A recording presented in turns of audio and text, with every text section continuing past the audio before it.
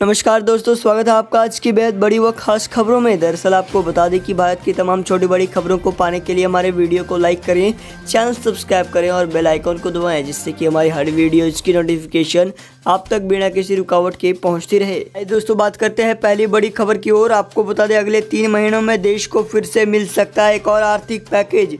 जी हाँ दोस्तों, आपको बता दें, कोरोना से उपजी आर्थिक मंदी से निपटने के लिए केंद्र सरकार अगले 2 से 3 महीनों में एक और आर्थिक पैकेज दे सकती है।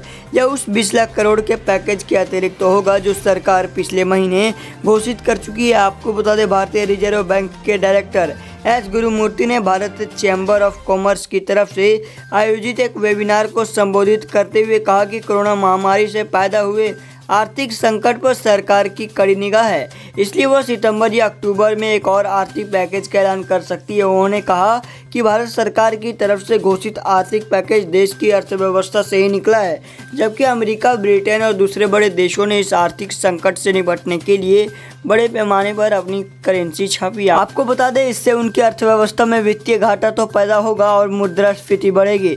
भारत के पास ऐसा करने की आज़ादी नहीं है। रिजर्व बैंक ने भी अभी इस दिशा में कोई फैसला नहीं लिया है। गुरुमूर्ति ने कहा कि हमारी समस्या अमेरिका या यूरोपीय देशों से अलग है।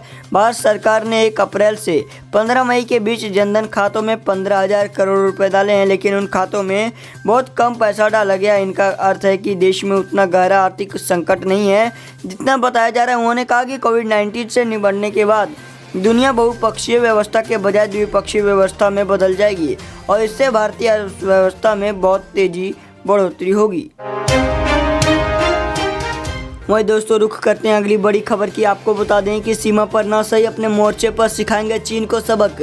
दरअसल आपको बता दें, कोरोना संक्रमण चीन से शुरू हुआ, इसके बाद से ही बाजार में चाइनीज उत्पादों पर फर्क पड़ गया। कच्चा माल नहीं आ पा रहा है। अब सीमा पर चीन दुस्साहस करने लगा। हिंसक झड़प हो रही। व्यापारियों और आम शहरियों के लिए यह बर्दाश्त से बाहर है। उन्होंने 2 टूक कह दिया कि कारोबार से समझौता कर लेंगे, मगर दगाबाज चीन के उत्पादों को बाजार में जगह बनाने का मौका नहीं देंगे।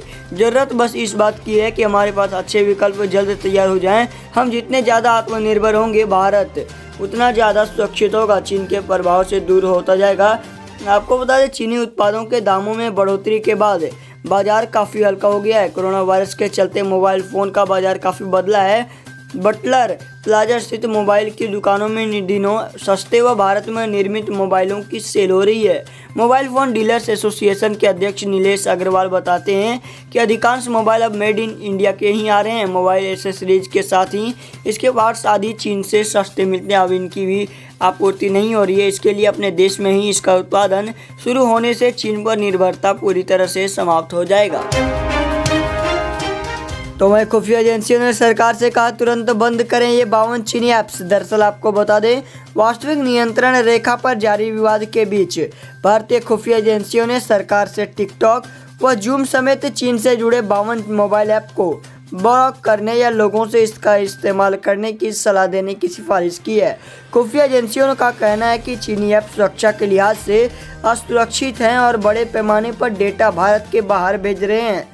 आपको बता दें, एजेंसियों ने सरकार को जो लिस्ट भेजी है उसमें टिकटॉक और वीडियो कॉन्फ्रेंसिंग ऐप जूम के अलावा UC browser, SHAREit, clean master और एक्जेंडर जैसे ऐप भी शामिल हैं। एक वरिष्ठ अधिकारी ने बताया कि एजेंसियों की ओर से दिए गए प्रस्ताव का समर्थन राष्ट्रीय सुरक्षा परिषद सचिवालय ने भी किया है। आपको बता दें, NSCS का मानना है कि चीनी ऐप भारत की सुरक्षा के लिए खतरा बन सकते हैं। प्रस्ताव पर चर्चा चल रही है। सभी मोबाइल ऐप के मानक और उससे जुड़े जोखिम की जांच की जाएगी।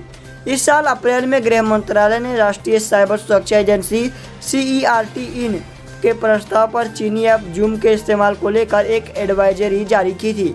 आपको बता दें, भारत पहला देश नहीं है जिसने सरकार के भीतर जूम के इस्तेमाल पर रोक लगाई है। इससे पहले ताइवान ने भी सरकारी एजेंसियों को जूम ऐप के इस्तेमाल से रोक लगा दी थी। आपको बता दें, जर्मनी और अमेरिका भी ऐसा कर चुके हैं। हालांकि चीनी कंपनी ने गृह मंत्रालय की एडवाइजरी पर प्रतिक्रिया देते हुए कहा था कि वह यूजर्स की सुरक्षा को लेकर गंभीर हैं।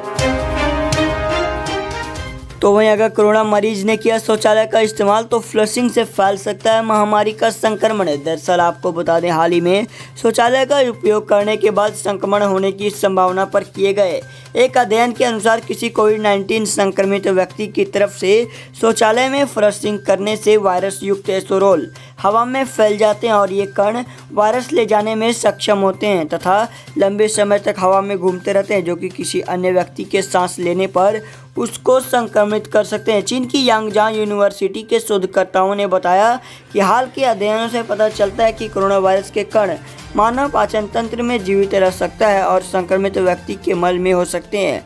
उन्हें बताया कि शौचालय में फ्लशिंग करने से दिक्कत हो सकती है तथा गुणात्मक प्रमाण बताते हैं कि यह कण बैक्टीरिया और वायरस दोनों को फैला सकता है। यह अध्ययन जर्नल फिजिक्स ऑफ फ्लूइड्स में प्रकाशित किया गया है।